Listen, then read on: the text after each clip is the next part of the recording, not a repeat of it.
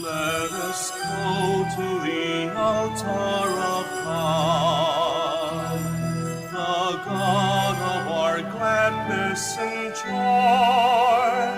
Let us enter the court of the house of the Lord and sing to the glory of God.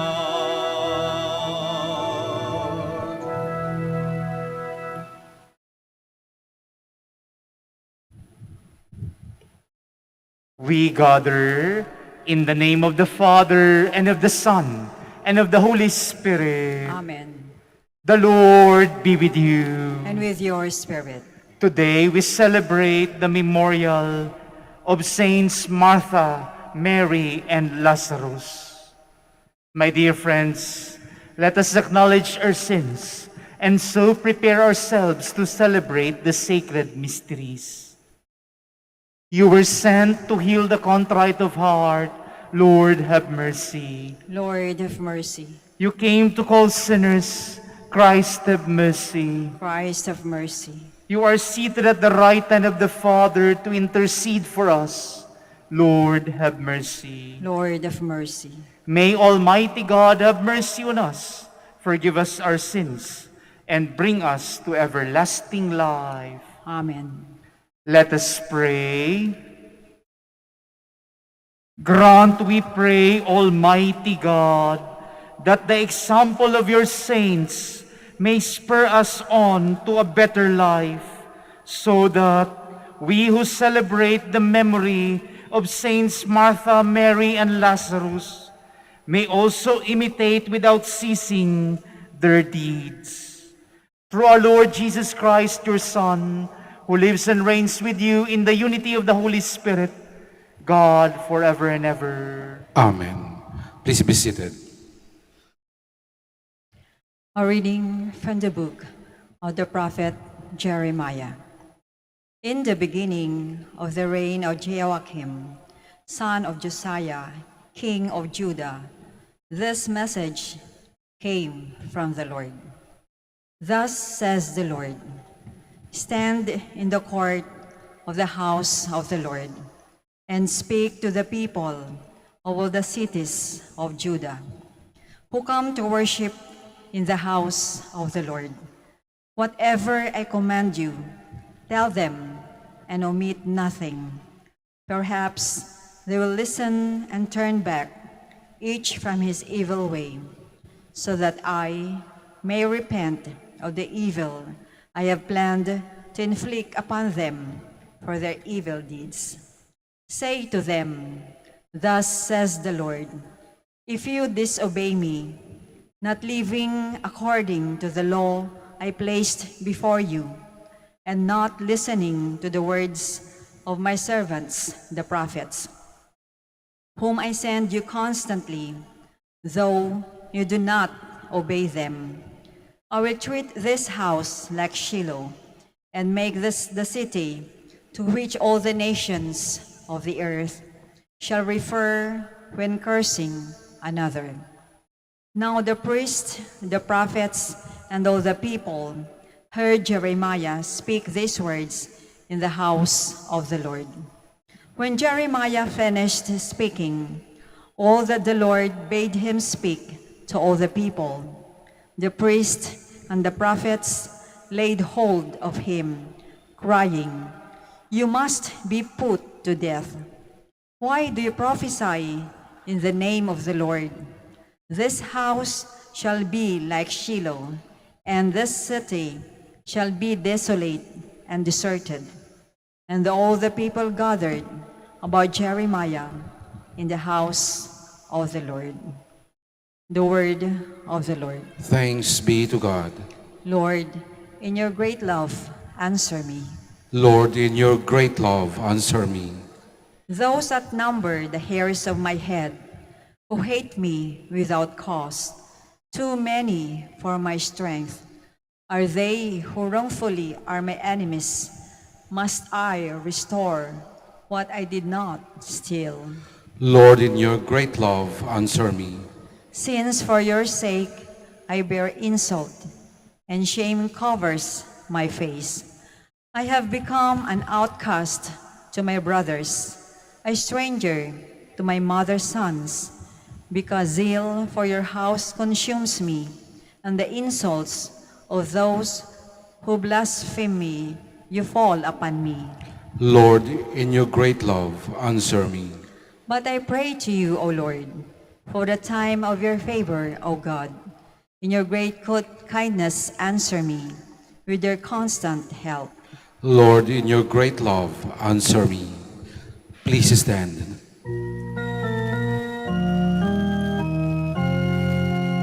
Alleluia, alleluia, alleluia.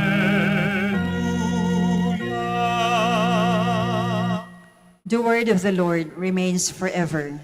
This is the word that has been proclaimed to you. Alleluia, alleluia, alleluia.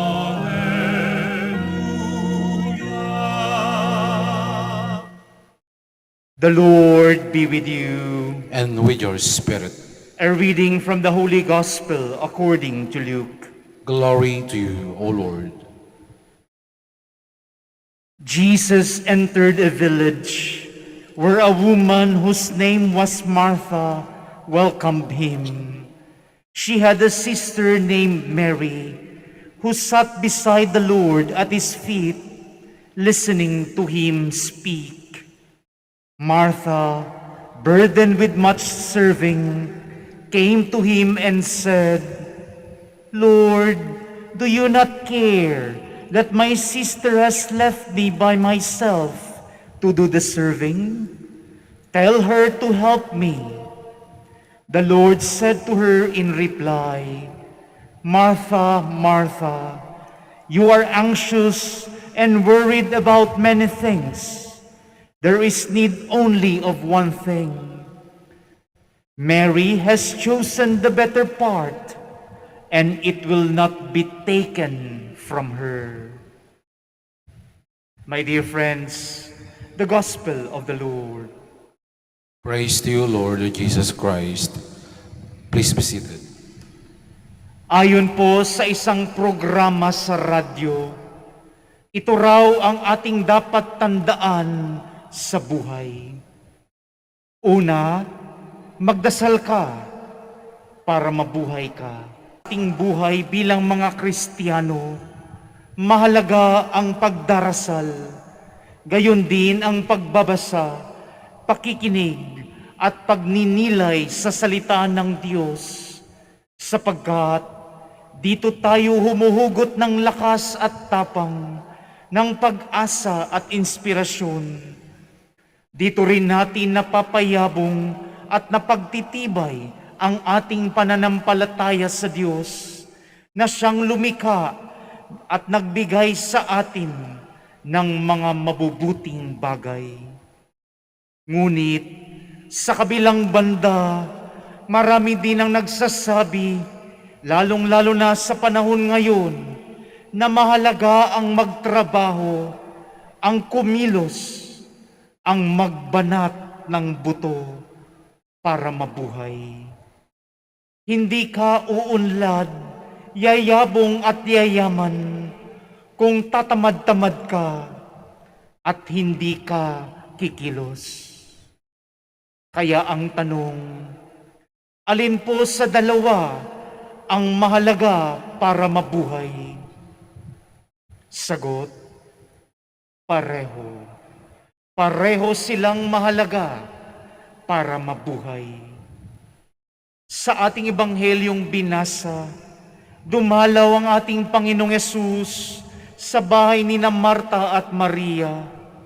Si Marta ay abala sa paghahanda ng maraming bagay upang tugunan ang mga pangangailangan ng Panginoon at marahil maging ng iba pang mga bisita. Samantalang si Maria naman ay agad na naupo sa paanan ng Panginoon at nakinig sa Kanya. Ang tanong, sino po ba ang mas tama sa kanilang dalawa? Si Marta ba o si Maria? At sino dapat ang ating tularan at sundan? Ang sagot, pareho.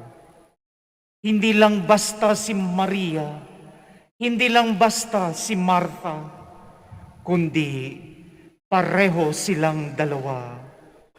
Sa katotohanan po, ang magkapatid na Martha at Maria ay may kanya-kanyang dahilan sa ginawang pakikitungo sa Panginoon.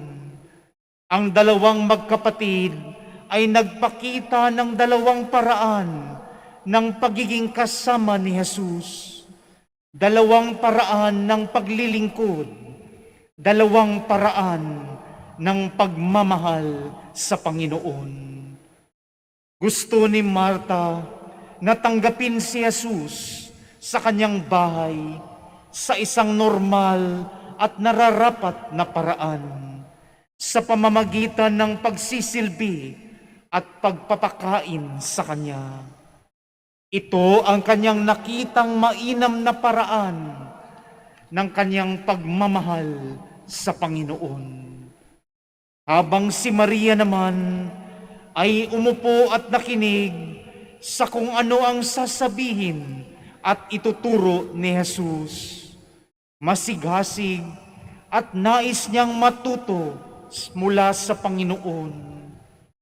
At ito naman ang kanyang piniling paraan ng pagmamahal sa Panginoon. Bagamat magkaiba ang ipinakitang kilos ng dalawang magkapatid, ngunit hindi ito masasabing taliwas at magkasalungat sa isa't isa, kundi ito ay maituturing na magkadugtong at magkaugnay. Sa buhay, kailangan din po nating tumigil, maupo at makinig muna sa salita ng Diyos upang sa gayon matuto tayo, lumago tayo sa pananampalataya at maging sa karunungan at maging handa sa paggawa, sa paglilingkod at sa pagbabahagi ng pagmamahal. Kapag puro trabaho tayo at paglilingkod lamang ang ating gagawin at hindi na tayo tumitigil pa, malamang darating tayo sa punto na tayo ay tuluyang mapapagod. At kung hindi na tayo matututo pa at lumalago, magiging walang laman at napakababaw ang ating paglilingkod at ang ating pagmamahal. Sa kabilang banda naman, hindi rin pwede puro nakaupo na lamang tayo at maging tamad na tayo sa buhay. Dapat din tayong tumayo, kumilos, magtrabaho at maglingkod sa kapwa, sapagkat ito ang inaasahang bunga at epekto ng ating narinig, ng ating tinanggap at pinagnilayan na salita ng Diyos. Ayon nga sa isang spiritual author, paano ka magiging isang tunay na Kristiyano kung hindi ka nakikinig kay Jesus na siyang salita ng Diyos at hindi ka nagnanais na makasama o makapiling siya sa katahimikan at pananalangin? At paano ka rin matatawag na isang tunay na Kristiyano kung hindi ka kumikilos at walang ipinapakitang pag-aalaga, pagmamalasakit at pagmamahal sa iyong kapwa na nangangailangan nito? Sa pamamagitan po ng ating ebanghelyong binasa, hinahamon po tayo na piliin natin ang mainam at lalong mabuti. Napiliin natin ang maging isang tunay na Kristiyano. At kung ito po ang ating pipiliin, nakatitiyak po tayo na gaya ng sinabi ng ating Panginoon sa pagsasara ng ating ebanghelyo, hindi niya ito aalisin sa atin at kukunin sa atin.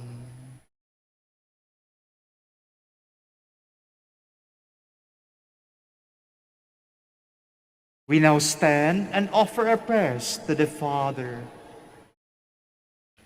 On this feast of Saints Martha, Mary, and Lazarus, let us remember those persons who serve us daily, and let us ask God to grant them the blessings and graces they deserve.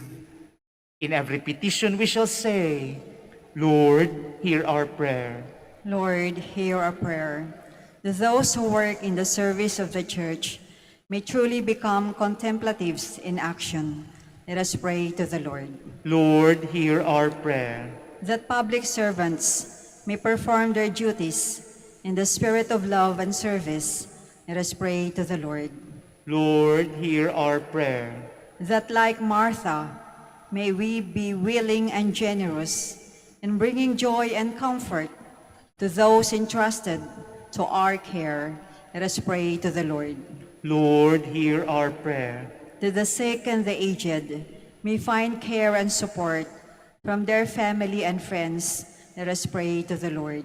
Lord, hear our prayer. That the faithful departed who serve in this life may reap the fruits of their labors in heaven. Let us pray to the Lord. Lord, hear our prayer. In the silence of our hearts, we now pray for our individual intentions.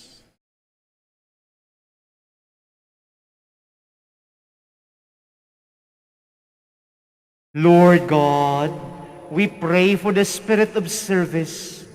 Let our life and work be fruitful to many that we may serve as Martha did. We ask this through Christ our Lord. Amen. Please be seated.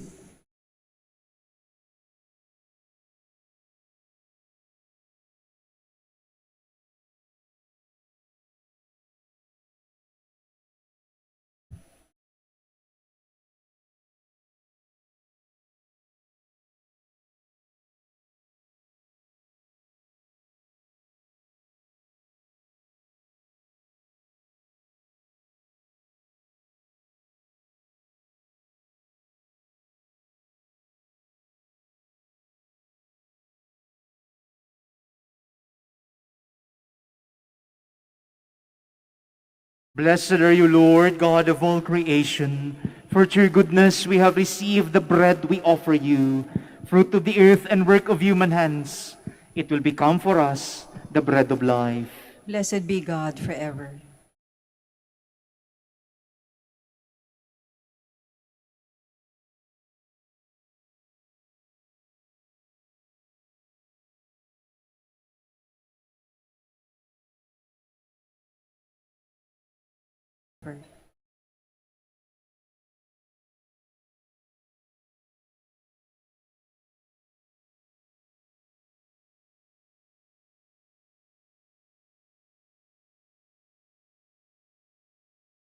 Please stand. Pray, my dear friends, that my sacrifice and yours may be acceptable to God, the Almighty Father. May the Lord accept the sacrifice at your hands for the praise and glory of his name, for our good and the good of all his holy church. As we proclaim your wonders in Saints Martha, Mary, and Lazarus, O Lord, we humbly implore your majesty that as their homage of love were pleasing to you, so too our dutiful service may find favor in your sight. Through Christ our Lord. Amen. The Lord be with you. And with your spirit, Lift up your hearts. we lift them up to the Lord. Let us give thanks to the Lord our God. It is right and just. It is truly right and just, our duty and our salvation, always and everywhere to give you thanks, Lord, Holy Father, Almighty and eternal God, through Christ our Lord. For in the marvelous confession of your saints, you make your church fruitful with strength ever new, and offer us sure signs of your love that your saving mysteries may be fulfilled. Their grace leads us courage. Their fervent prayers sustain us in all we do. And so, Lord, with all the angels and saints, we too give you thanks, as in exaltation we acclaim.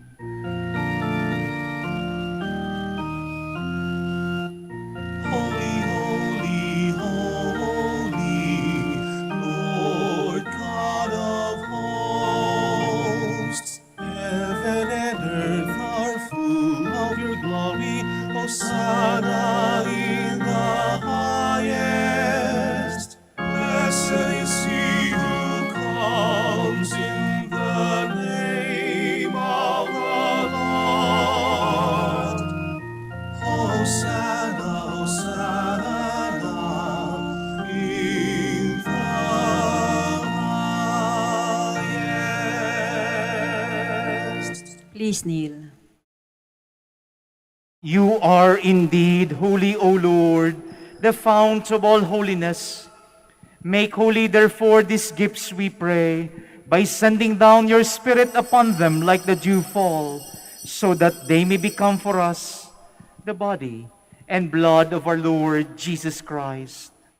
At the time he was betrayed and entered willingly into his passion, he took bread and giving thanks, broke it, and gave it to his disciples, saying, "Take this, all of you, and eat of it, for this is my body, which will be given up for you."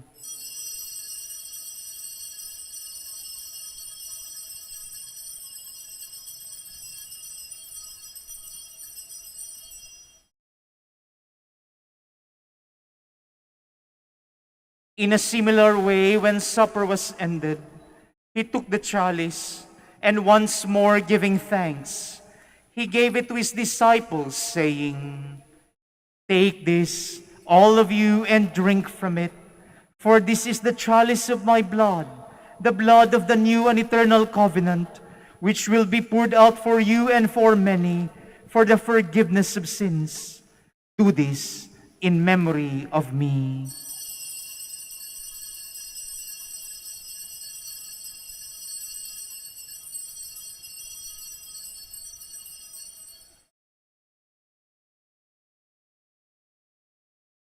The mystery of faith. We proclaim your death, O Lord, and profess your resurrection until you come again. Therefore, as we celebrate the memorial of his death and resurrection, we offer you, Lord, the bread of life and the chalice of salvation, giving thanks that you have held us worthy to be in your presence and minister to you. Humbly we pray that partaking of the body and blood of Christ, we may be gathered into one by the Holy Spirit. Remember, Lord, your church spread throughout the world, and bring her to the fullness of charity, together with Francis our Pope, and Socrates our Bishop, and all the clergy. Remember also our brothers and sisters who have fallen asleep in the hope of the resurrection, and all who have died in your mercy. Welcome them into the light of your face. Have mercy on us all, we pray, that with the Blessed Virgin Mary, Mother of God, with Blessed Joseph, her spouse, with the blessed apostles, with Saints Martha, Mary, and Lazarus, and all the saints who have pleased you throughout the ages, we may merit to be co-heirs to eternal life, and may praise and glorify you through your Son, Jesus Christ.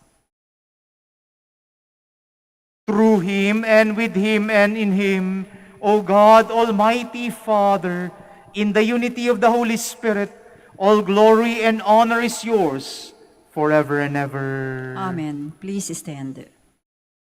At the Savior's command and formed by divine teaching, we dare to say,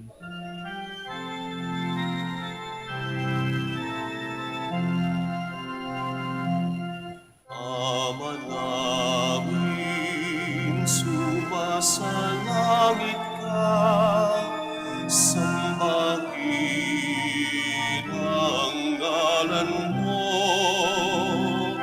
mapasabi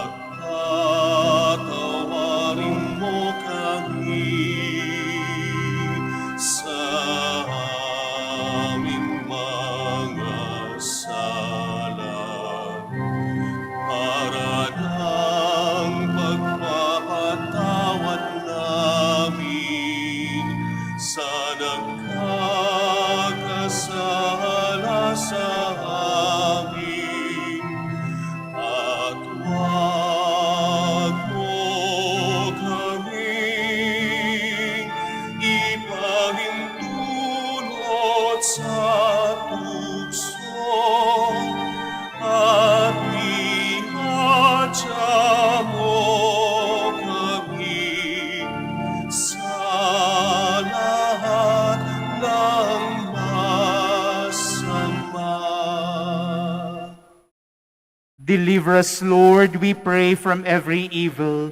Graciously grant peace in our days, that by the help of your mercy, we may be always free from sin and safe from all distress, as we await the blessed hope and the coming of our Savior, Jesus Christ. For the kingdom, the power, and the glory are yours, now and forever. Lord Jesus Christ, who said to your apostles, "Peace I leave you, my peace I give you," look not on our sins, but on the faith of your church, and graciously grant her peace and unity in accordance with your will, who live and reign forever and ever. Amen. The peace of the Lord be with you always. And with your spirit. Let us offer each other the sign of peace.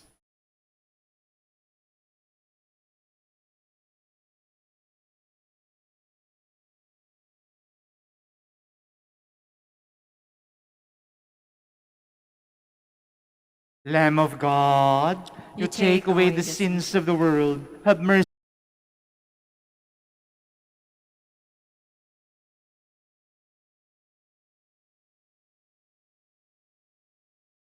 Behold the Lamb of God. Behold him who takes away the sins of the world. Blessed are those called to the supper of the Lamb. Lord, I am not worthy that you should enter under my roof, but only say the word, and my soul shall be healed.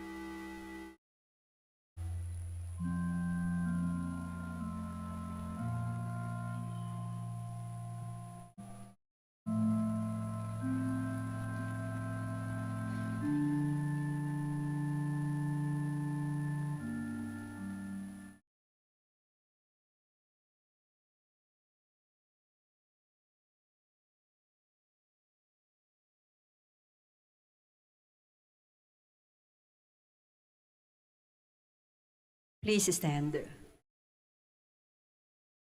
Let us pray.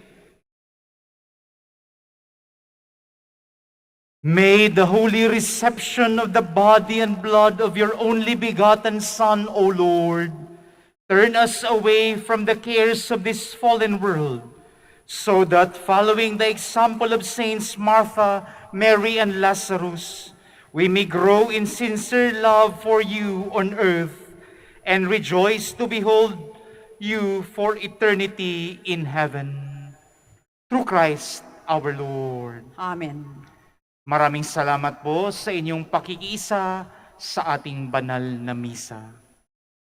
The Lord be with you. And with your spirit. And may Almighty God bless you, the Father, and the Son, and the Holy Spirit. Amen. Go forth, the Mass is ended. Thanks be to God. We will now have the blessing and prayer for the sick, and as well as the blessing of religious articles. Our help is in the name of the Lord. Who made heaven and earth. Let us pray. God, our Almighty Father, by your blessing, you give us strength and support in our frailty. Turn with kindness toward our sick brothers and sisters.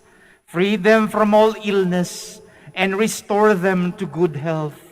Through the intercession of Our Lady of the Rosary of Manaoag, so that in the sure knowledge of your goodness, they will gratefully bless your holy name. We ask this through Christ our Lord. Amen.